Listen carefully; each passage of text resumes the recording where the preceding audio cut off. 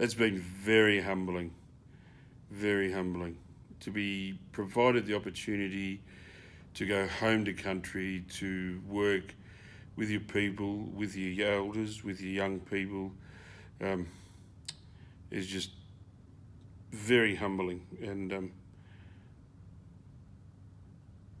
being given that opportunity, not only allows me to, bring home the skills that I've learnt out in the real world, but also to, go home and re-engage with country and, you know, um, you know, understand more, about the different textures of country and how those textures fit within the storyline that we're developing. So it's been it's been great because there are different processes within this journey of film, theatre, visual arts.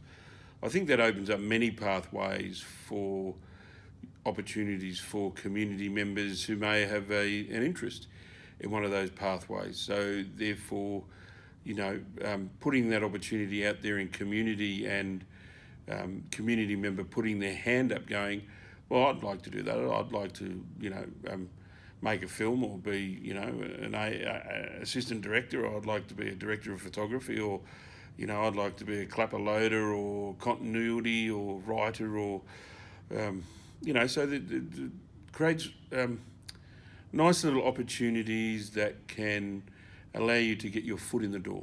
In regards with theatre, you might like to, look at not only the story but being mentored in regards with research or, kind of the production side of things and engaging in the processes that need to be done in post-production to get it to the next stage of, going into rehearsals and things like that, or being a set designer on music, or, kind of just,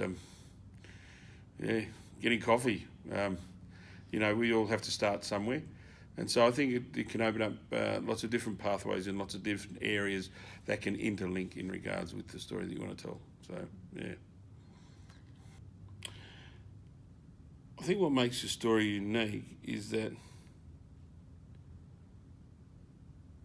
Roland finds his place in the world. From being a community man, growing up on community, putting his hand up, enlists, and goes on an adventure to the other side of the world, and finds himself through this friendship that comes out of nowhere from being in a POW camp, and that friendship, with Leonard, provides for him a pathway of freedom, and of value in regards to who he is as a human being. And that's really important, because when Roland comes home, the things that he's learnt in the big wide world is, the contribution that he gives to his community. If people donate, they will be helping a story to be told that should be told. That if someone like Leanne hadn't put this process together to